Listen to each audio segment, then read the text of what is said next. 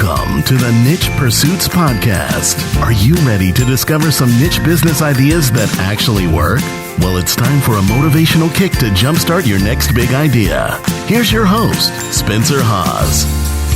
Hey everyone, Spencer here with the Niche Pursuits Podcast. Of course, the blog is nichepursuits.com. And thanks for joining me here for episode 70. I wanted to do a quick intro for this one because I've got a great interview with Zach Vorhies. He's the founder and CEO of Zacky's Turn Signal Cycling Gloves, and their website is zackys.com.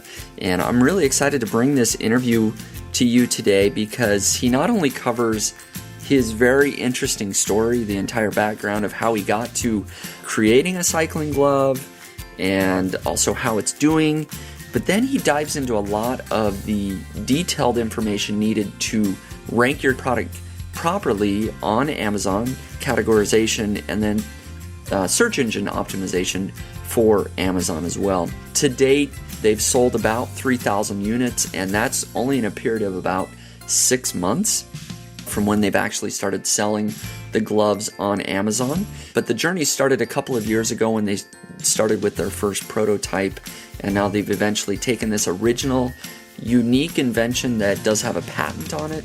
And so just hearing Zach's story from going from idea to original invention and the whole process of getting it manufactured and finding a good manufacturer, and then learning how to get the product listed properly on Amazon, which can be a bit of a task, as he explains.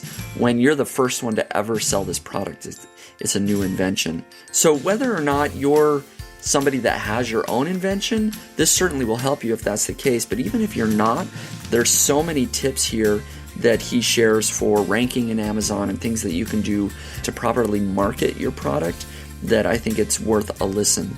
So yes, his company is using Amazon FBA to deliver the cycling gloves, but it goes way beyond that, this story. It's not just a simple private label product. It's an original invention. It's a unique product that he had to go through the growing pains of getting it manufactured. And so I'm excited to bring this interview to you today.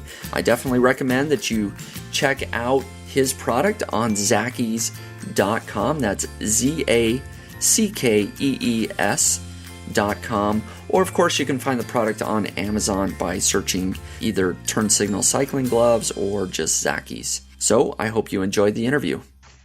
Hey everyone, welcome back to the Niche Pursuits Podcast. I'm your host, Spencer Haas from nichepursuits.com. And today we've got a guest with us. We've actually got Zach Vorhies from Zackys.com. He's the founder and CEO of Zacky's Turn Signal Cycling Gloves. So Zach, welcome to the podcast. Hello. Awesome. Thanks so much for coming on. We've had a little bit of interaction through email, and we're going to discuss why we did that before. But before we do, maybe you can give us an idea of what is your professional background. What were you doing before you ever started Zacky's? So my professional background has actually been in the software industry. I started out in gaming. I moved to San Francisco to join LucasArts, where I worked on the Star Wars and Indiana Jones game. I then moved on to Google, where I spent the last 5.5 years taking the Google Earth engine and moving it to the Audi navigation system, the best navigation system in the world. I got interested in hardware because it was something that was new, and I started making widgets for my own house in my spare time. And then I got into fashion electronics when I started making clothing for Burning Man. And from there, I kind of stumbled onto a cycling glove that I thought would really help me, navigate traffic through San Francisco. And we took it to a fashion runway. The response was immediate and definite. And we realized that I was onto something. And so I set out to find other makers that would help me bring this product to market. So that's where we are today. We're 2 years after launching on Kickstarter. We're actually a year after launching on Kickstarter. We've sold around 3,000 units, and we're in Gen 2 of our product, and we're selling it on Amazon exclusives and through our own website. Yeah, and I want to dive into the success, of course, that you've had early on with the turn signal gloves. And your background is super interesting. I mean, we could dive into what you've done at Google and designing video games and everything, but I do want to focus on this new product that you have here. Maybe you can give us a better idea of what made you decide to create the turn signal cycling gloves in the first place. Well, the reason why I made the glove was because a young neighbor of mine was hit by a car when I was a child, and he barely survived, but he wasn't ever the same. He lost his right arm in the crash, and he woke up in the hospital with a right arm amputation at the shoulder. And when you're 10 years old, that's a really terrible thing to go through. And so I watched him struggle with that. And so, in my day-to-day life, I look out the window of my apartment in San Francisco, and I see people cycling up and down the streets every single day without a helmet, without any visibility. And I realized that cyclists need to be seen and they need to be safer, because the worst that can happen is pretty terrible. And so I realized that this is a product that the world needs, that my friends need, that I need. And so, with that determination, I decided to cash out my entire life savings and take this product to the world. Yeah, no, that's obviously that's something that would impact you as a child, seeing that, and being able to come up with a solution that can help other cyclists is obviously a great way to go. Maybe you can give us an idea, because this is a podcast. Hopefully people do go over to zackies.com and can visually see what the gloves are and what they do. But maybe you can just describe for maybe people that are lazy and they're out on their jog, just listening to our podcast, what exactly is a turn signal glove? What does Zackies do? So a turn signal glove is the world's best cycling glove. I want to put that out there first. And we combine a cycling glove with an LED turn blinker, and we put that on the back of your hand, and there's an arrow that points towards your pinky knuckle, and we've got two contact plates between the index finger and thumb, and when you press your hand together, the thumb to your index finger, it closes a circuit, and then the blinker, a really bright blinker, it's like 54 lumens, starts to blink, and that allows you to communicate with other drivers on the road. Some of the features of it is that we have an ambient light sensor that is able to detect day or night mode. And so when it's in day mode, the LEDs have to get much brighter because of how bright it is outside. And so unlike other LED products, which you really can't see during the night, ours you can. And that's one of the biggest features that we've had. We've started to see other products start to sort of do the same thing. And we hope that we were an inspiration for that. And it's got super long battery life. We're one of the first products to use a rechargeable coin cell. So it's just like the regular watch cell batteries that you would normally discard, but ours you can recharge with our nifty little charger that we've designed for the product. And we're actually selling that as a separate product online at Amazon today. The charger, yeah. The charger. Yeah, when I saw your product the first time, I immediately saw it and I said, whoa, this is an excellent idea. This is an excellent product as well when I saw it. But the real test is I actually showed it to my wife, and she looked at it and said, this is a really great idea. She says, because I'm a driver and I see people, making hand signals, and sometimes I don't know what that means. She's not a cyclist herself. And so seeing these gloves, she's like, I would know immediately where they're going. So you've got both my wife and I sold. It's a great idea. Well, that's great. Absolutely. I hope my gloves find a home on your hand sometime soon. Once I dust off the bike and get out cycling a little bit more, you betcha. Absolutely. Yeah. So you did mention. I have to say that the gloves are really great if you're a cyclist and if you're a dancer, but the glove isn't for everybody. Right. It's a niche product. And that's the reason why I'm here today on Niche Pursuits. Yeah, no, absolutely. It is a niche product, and my audience knows that there's money in niches. I mean, that's why you can stand apart, and that's why you can dominate perhaps a smaller audience. You can be the big player there. Yeah, you can really lock it down. Absolutely. And so you mentioned some of your numbers previously. I think you said that you had sold, was it 3,000 units to date? And anything else there that you're willing to share as far as how well the company's doing right now? We're doing well. We're in our second batch of inventory. Our first batch of inventory was actually a little bit broken. For those of you that are building a product for the first time, a low volume pilot run will fix the problems that you have. I just kind of want to give a little story here. We built our first 2,500 pairs of gloves, and it turned out that there were some manufacturing problems that crept into the build. Specifically, our gloves can be washed in the washing machine, and to do that, we put a waterproof coating onto the electronics.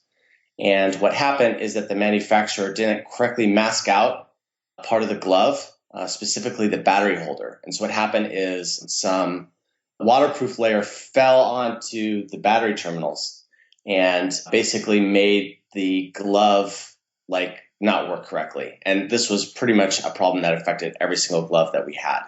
And so if we had done 500 gloves, we would have been sitting in our factory space fixing 500. But because we went to 2,500, we had 5 times that amount. And so, if you're a maker, or someone that's getting product from a supplier, and it's the first build, make sure and do a pilot run so that and expect that there's going to be problems with that pilot run, and that a problem with 500 is a lot better than a problem with 2,500. Yeah, that's great advice. I agree that, just being able to kind of be lean at the start and to go through those issues, get those issues ironed out. It's a lesson that you learned that hopefully people listening can learn from, your experience there. I think that's a great point. For anyone that has an original idea or an invention, kind of like your gloves that you have, and this could be a big question, I know, but what are the steps needed to get it designed and manufactured?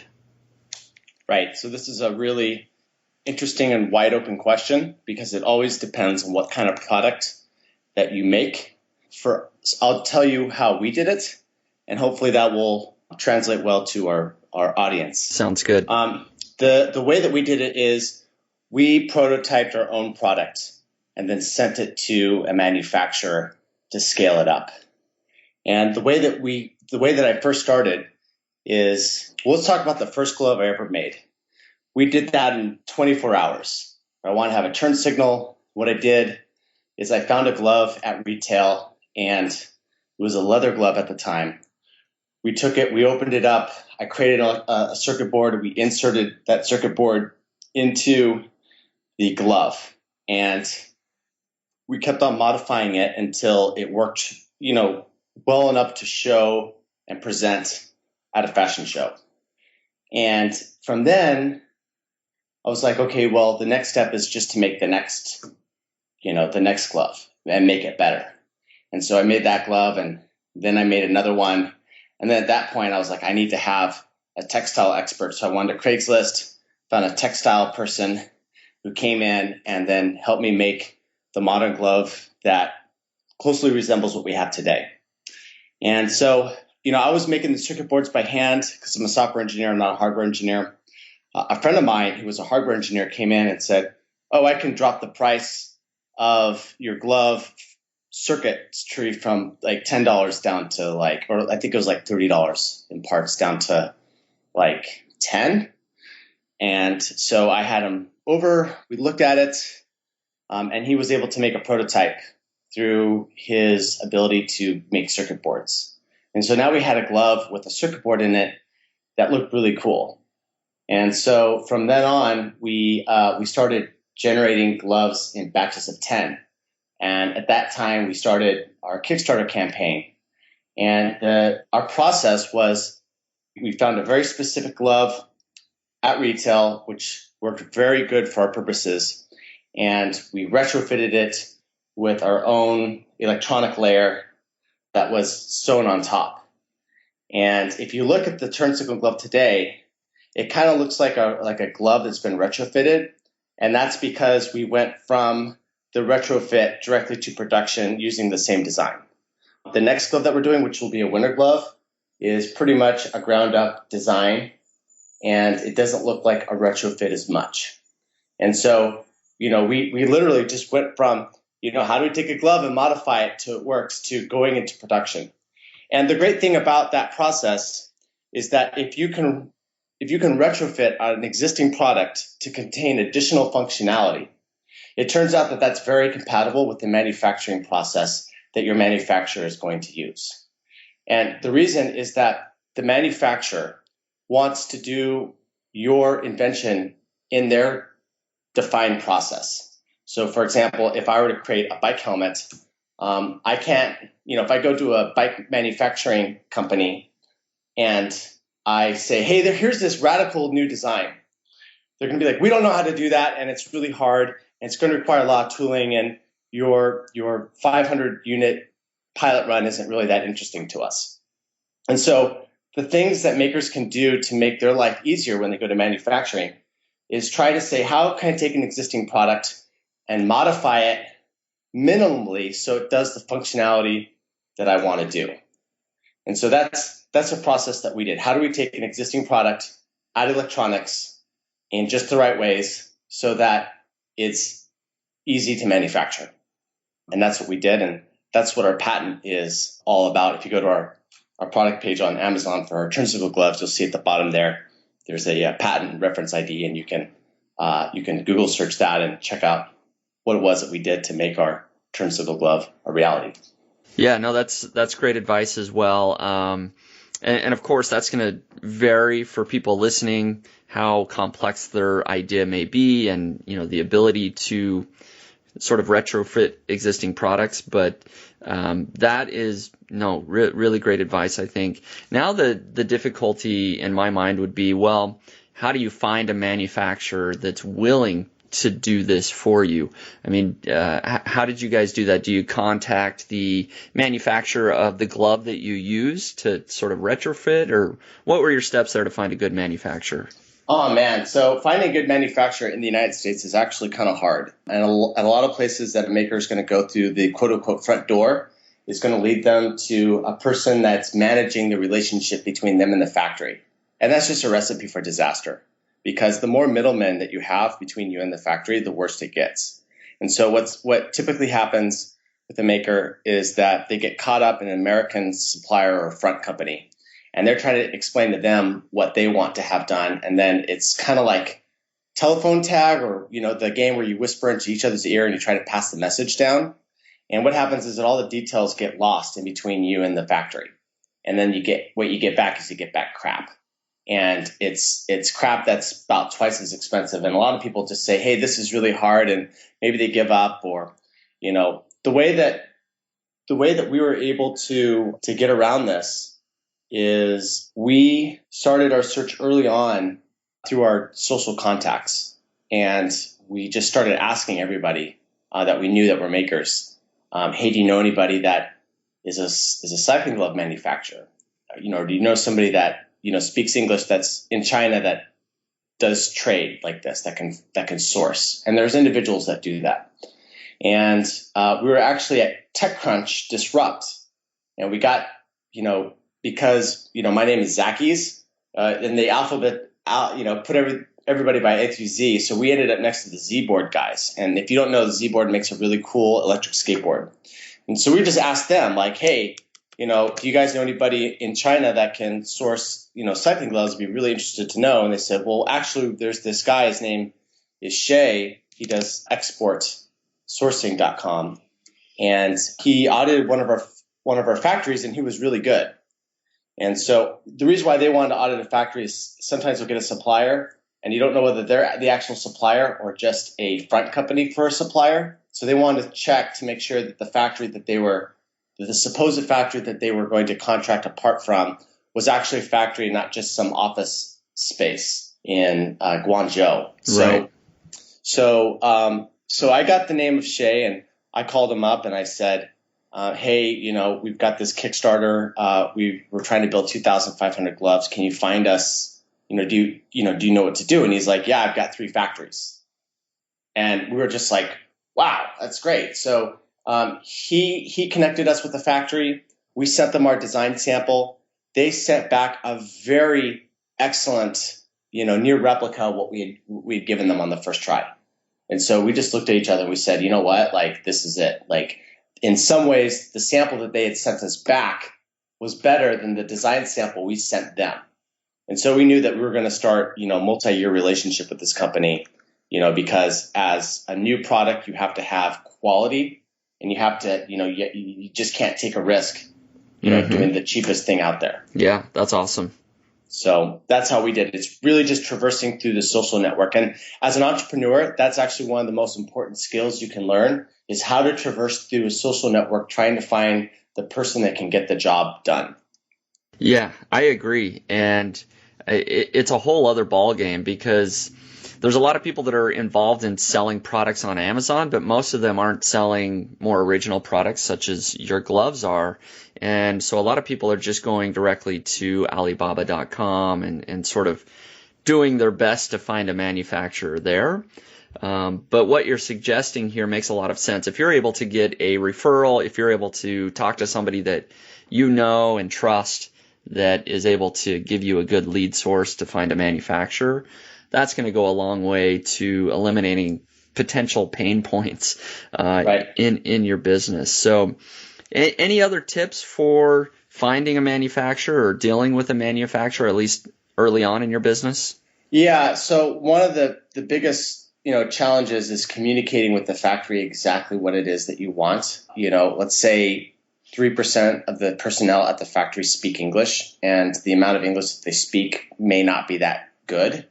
And so if you write up a long bulleted point design doc of exactly what you want, they're going to have trouble with that.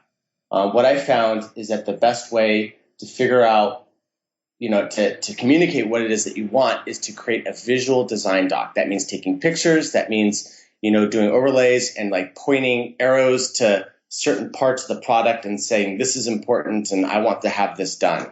And once I actually learned that from Shay when I was hanging out with him in China and seeing how he was, crafting a document for the factory to specify what it was that I wanted. And he just took exactly what I said and created a bunch of pictures that represented that.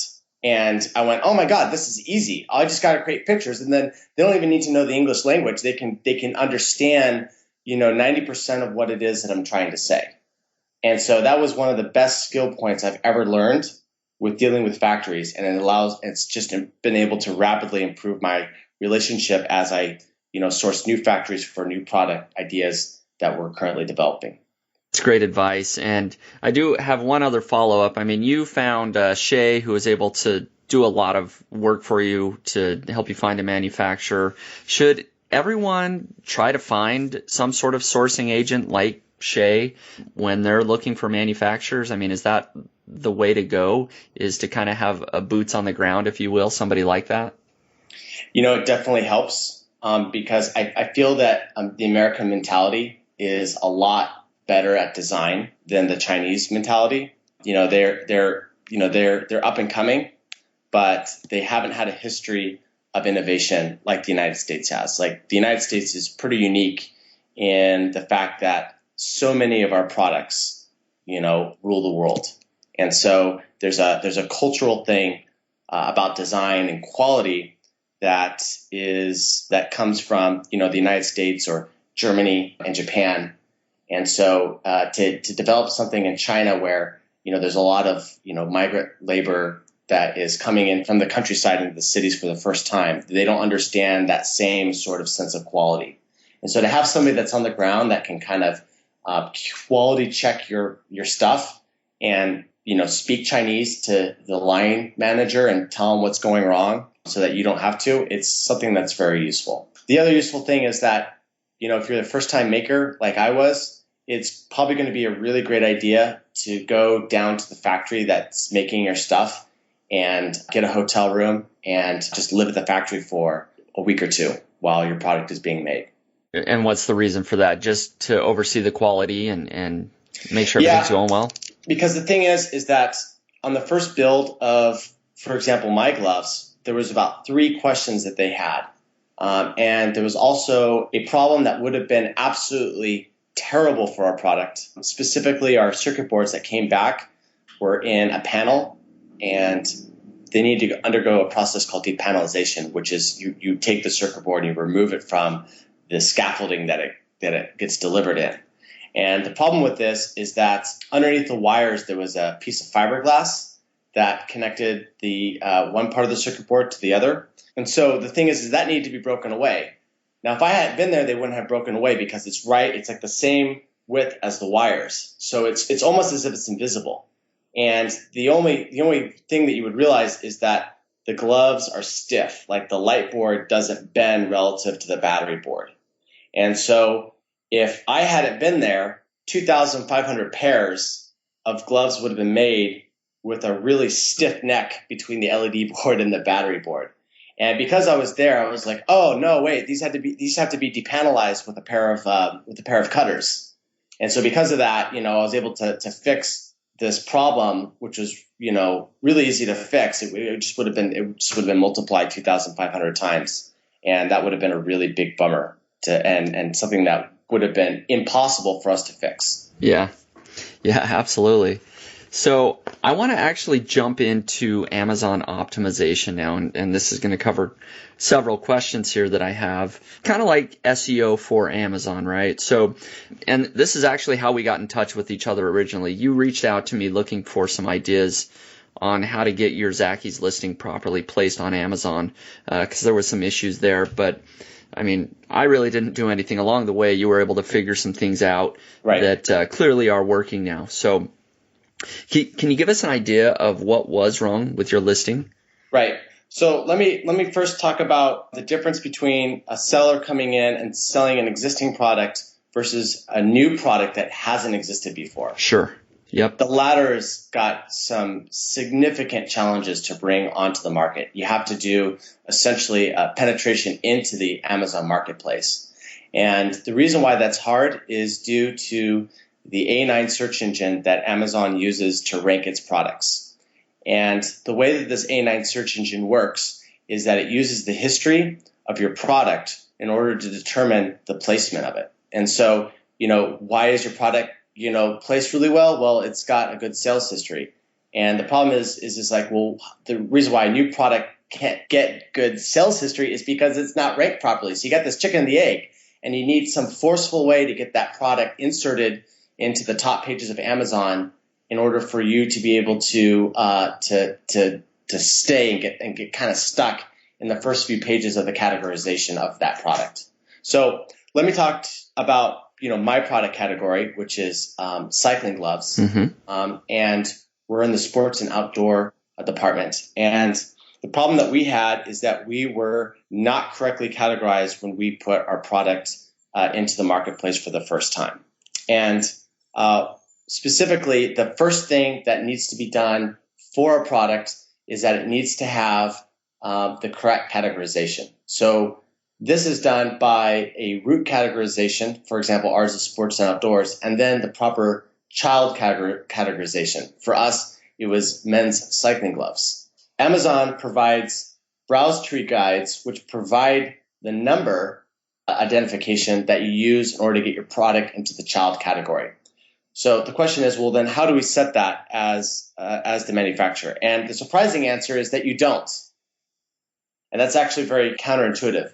As the seller, you cannot put in the browse tree number that will correctly categorize your product. So the question is, well, how do you achieve that? And the solution is you have to go to seller support and contact them and write them a product categorization issue for your product and tell them that you want to be categorized correctly in some browse node.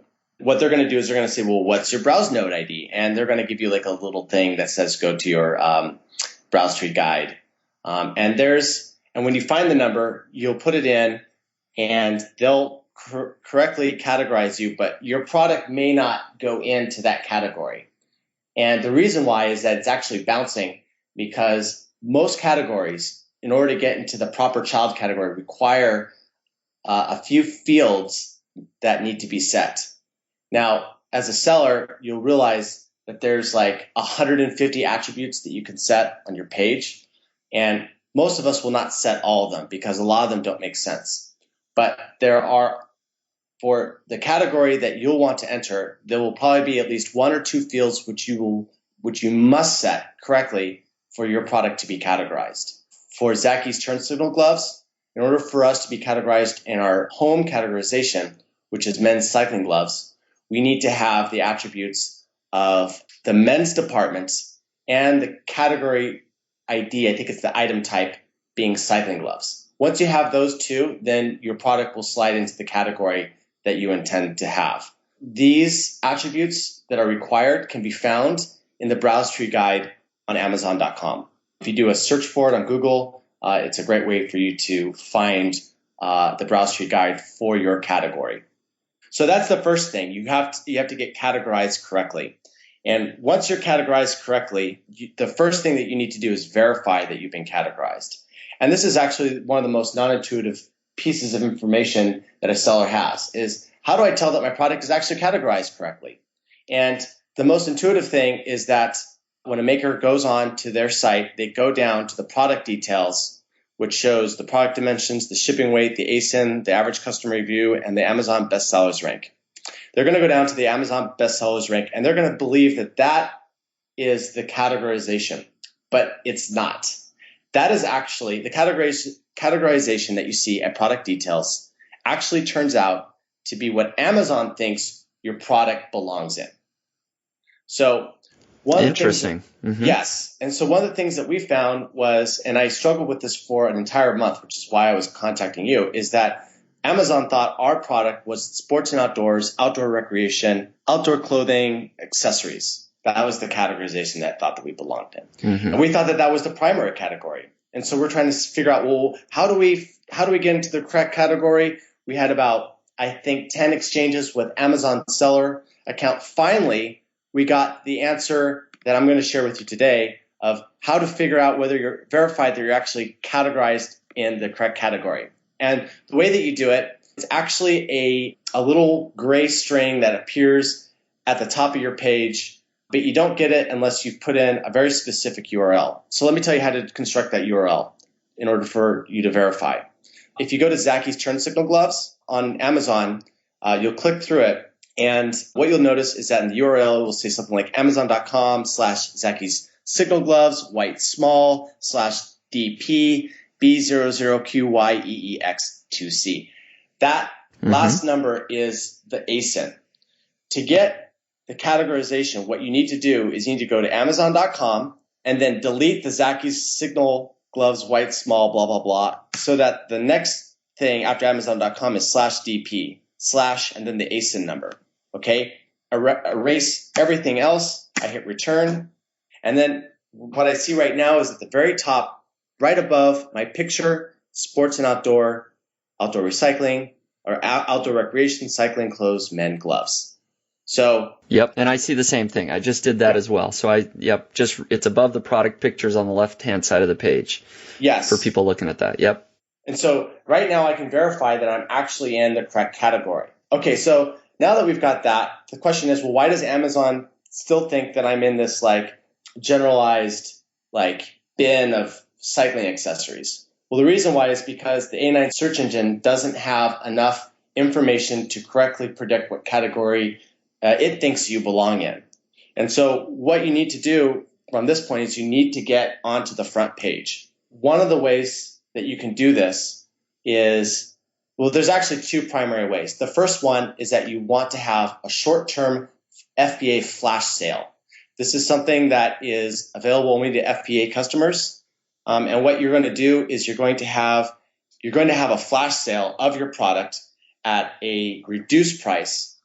And this reduced price is going to exist for a very short time period.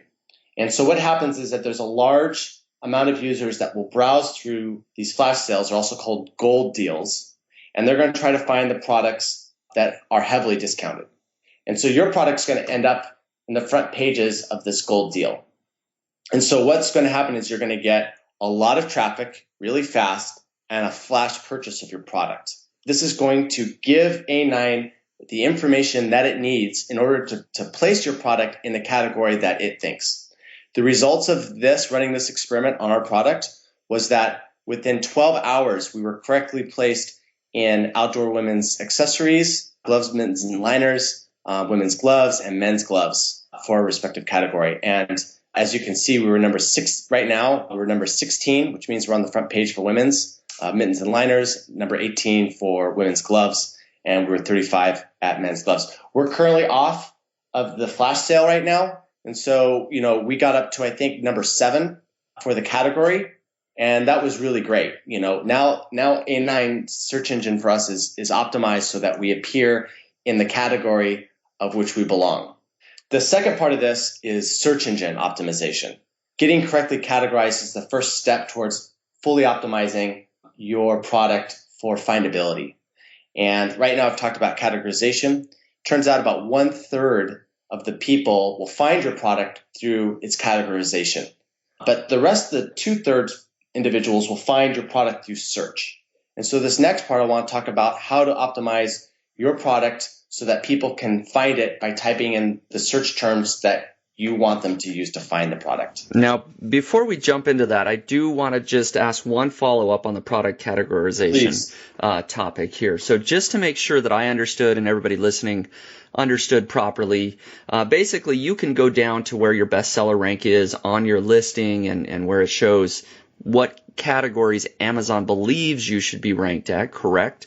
Yes. Right now, it shows sports and outdoors, outdoor recreation, accessories. Anyways, people can see that below their bestseller rank. So, but that's not necessarily where you are currently categorized. That's just where Amazon believes you should be, correct? And then to get the correct category where you are, you go through that URL trick that you mentioned where you're right. So I want to say that the category, the user specified category, is actually a hint to the Amazon engine, and it actually at the end of the day doesn't matter, right? Okay.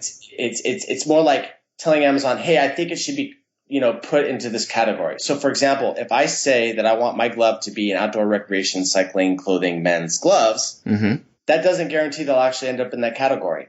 It tells Amazon A9, hey, I think I belong in this category. And then Amazon will use that as a hint to figure out whether it really belongs there. Gotcha. So the real kicker for you guys was that flash sale that you did that pushed it up to the first page, got all those people viewing it. That was enough to sort of turn the switch for you to show up better in that category. Right. Once auto categorization kicks in, that's what Amazon actually uses to place you. Okay. That makes sense. So, okay, yeah, let's move into search optimization for using keyword searches, right? You were about to go into how people find you by, typing in different phrases. So, how can sellers get their products to show up for different keyword searches? Okay, so, this is a really interesting problem that a lot of people are going to face, and it's something that I faced. So I want to kind of tell my story about, what we went through to get correctly, placed so that we showed up when a user typed in cycling gloves. And so what we found out is that when we went to Amazon and we, after we were correctly categorized, we had that hurdle down. We typed in cycling gloves and we didn't show up. And the question is, well, why don't we show up? And so that led me into the research of, well, what is A9 doing to properly place our product in a search? And the answer turns out to be that it uses primarily the title of your product. So for example, what I used to have is, for my title, I used to have Zacky's LED turn signal gloves with 4 rechargeable coin cell batteries plus charger leather palms. Now, what you didn't see in there was the keyword cycling gloves. I called my product turn signal gloves. And that actually turned out to be suppressing my listing because people aren't searching for turn signal gloves. They're searching for cycling gloves, of which they'll stumble onto my turn signal glove. So the solution was that we changed the name to Zacky's turn signal cycling gloves. So we actually put the keyword directly into the title of our product. That had a very fundamental change. Within 2 days of us doing that, we were in the second page of results for cycling gloves. The second best thing that a user can do is they can put in the keyword into the bullet points of their product. And so what you'll see as you go through is you'll see a lot of really great products keyword stuffing their title page.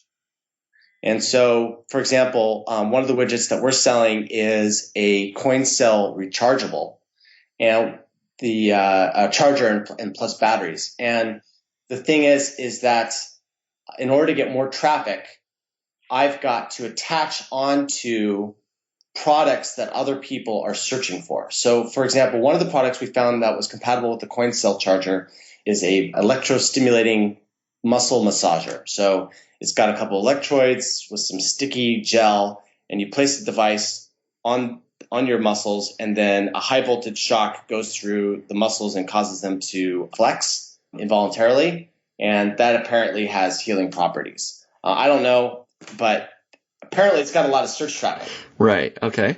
And so the way that we're going to get this LR2032 charger to appear in the search results for people using this product is that we're going to insert into our bullet points a list of products that we're compatible with.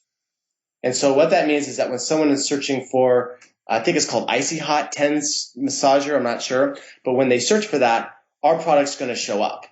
And the person's going to go, oh, I don't want to buy batteries anymore. This is great. I've got like a watch cell and some other stuff that I can use this rechargeable for and not have to buy those pesky, coin cells anymore. And so then they'll end up buying our product serendipitously. And the more that we can keyword stuff that bullet point with compatible products, the more places we're going to appear in search. Yeah, that's a really great tip for people trying to optimize their listing. If they can look at products that are either compatible with or comparable to the product that they're selling, I think that's some great additional keywords that they could be using in their listing as well. Exactly. Yeah, no, so that's a great point. And not to veer off too far off the track, but I'm just looking at your charger, the rechargeable coin cell charger. How's that doing on its own? We're selling as many products of that as our turn signal glove. Is that right? Wow. Yeah, surprisingly. We're going to be there for a while. There was a Chinese person that was in there that was number one, but they had bad pictures. Mm-hmm. And they didn't do a very good job of presenting the information to the user. They definitely didn't offer a compatibility list. Mm-hmm. And so we're able to slide in there, have high quality photos.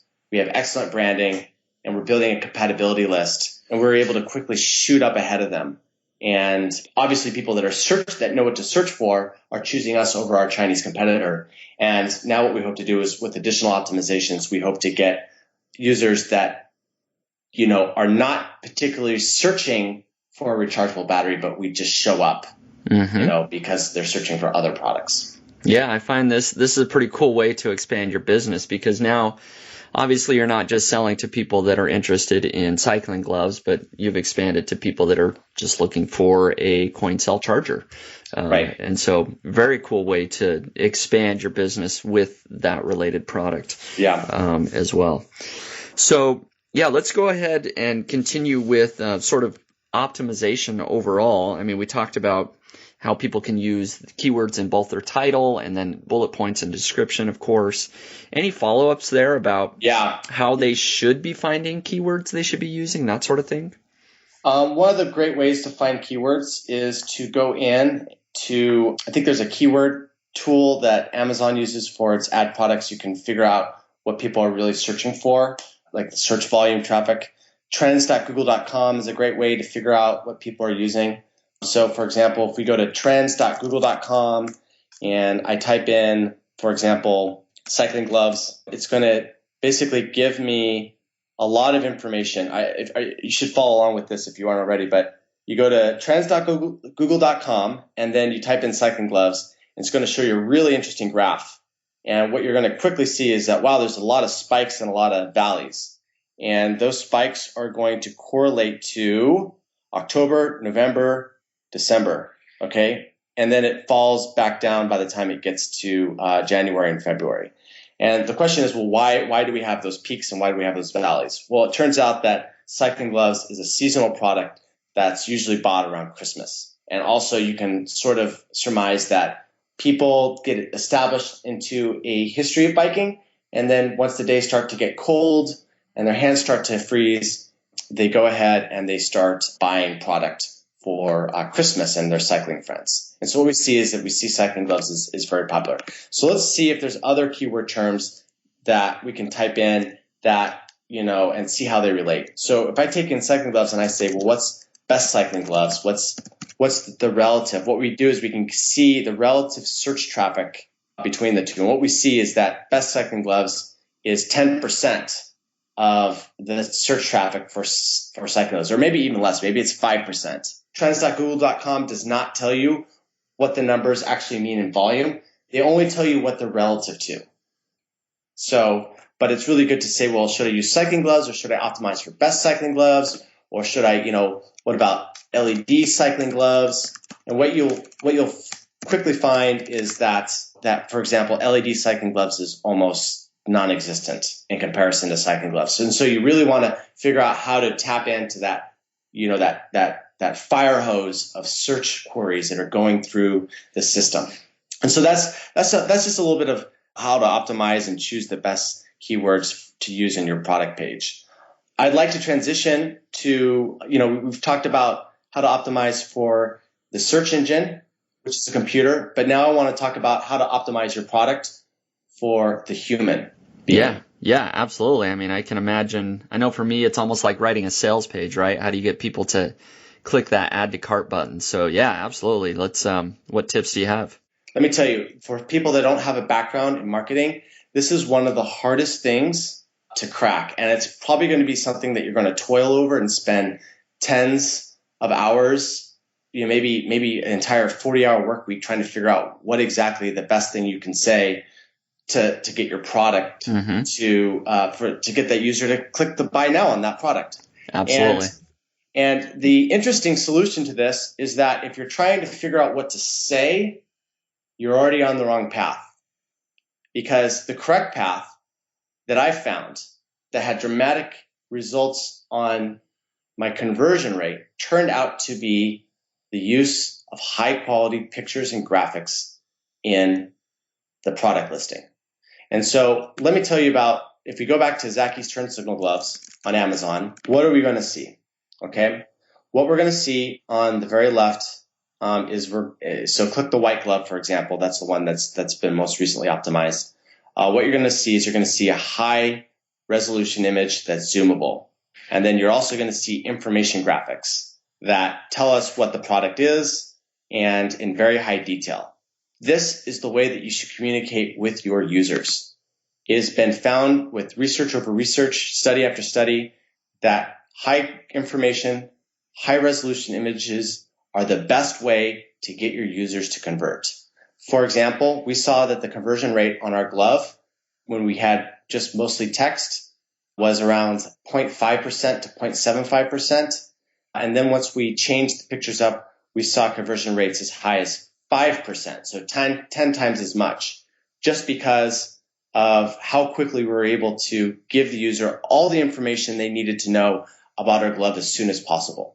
Yeah, that's huge. And yeah, for anybody listening, if they want to check out how to optimize an image with text and explanations, go check out Zacky's glove. I mean, I'm just looking at, your second and third and fourth pictures here. They all have call outs, that explain very well what the product does and what it's for. And yeah, it's high quality stuff that people could be implementing similar tactics on their own listings. Yeah, one of the best sellers in paintball guns just had one image on their page, and it was like the number 2 selling paintball gun in the category. And so for a lot of people say, oh, I need to have lots of images. That's not true. It's the quality and the amount of information that you can easily deliver to the user is the best way to convert.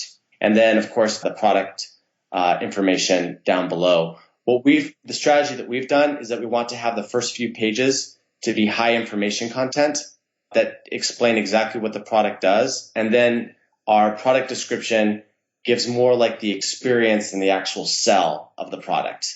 For example, we've got an endorsement by cycling champion Nelson Vales, who was a 1984 silver Olympian in sprint cycling. He says that our gloves are hands down the best pair of cycling gloves on the market.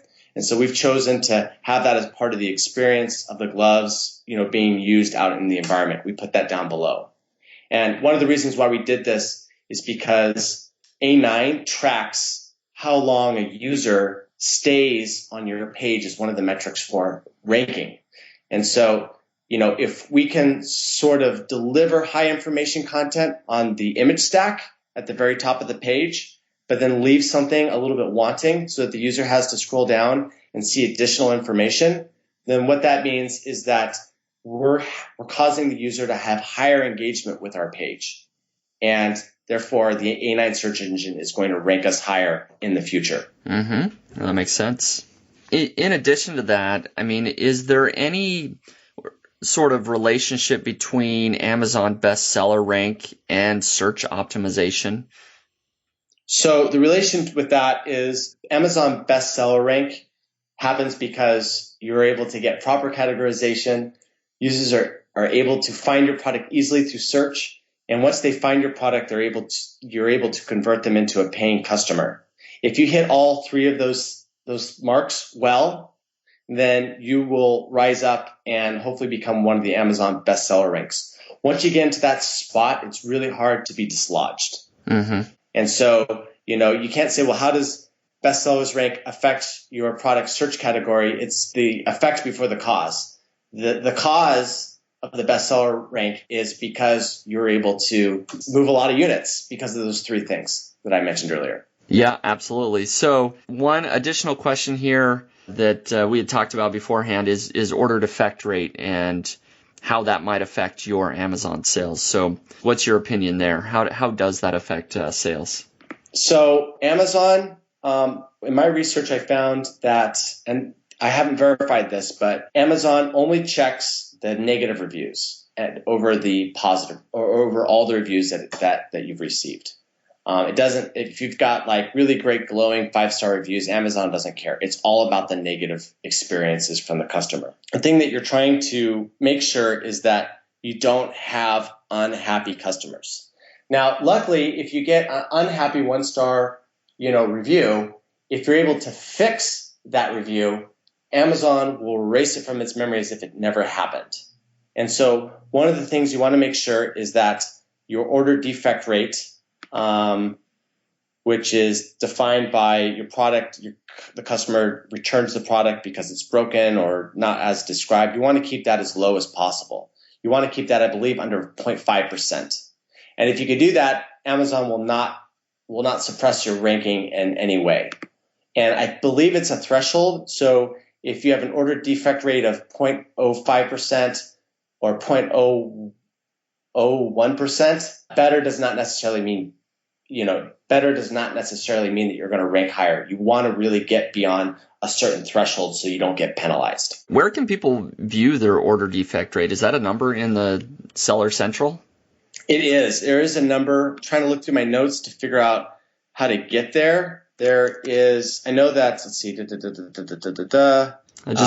ask because I use Seller Central, but that's a number I don't think that I've ever viewed. I haven't navigated to yet. Yeah. So maybe that's something we can just search. It's something that you're going to have to search. It's an exercise for the reader. I was able to find it in 60 seconds from a quick Google search. But really, you want to look at your order defect rate. It's really critical. Yep. No, definitely. I'm following. If I get any returns, obviously you want to make sure you're not doing something wrong there. But negative reviews. Is there any way that you can get those removed once somebody has given you a negative review? We've gotten most of our negative reviews that we've ever had removed, just to give you an example. And how'd you do that? We reached out to the customer. One of the ways is that you leave a comment. And this is the great thing about if you have a small business is that the founder can reach out. The founder is the best person to reach out to the customer. The customer feels really special, but the founder or CEO reaches out directly to try to solve the problem. So we just, sometimes the customer will contact us through Amazon.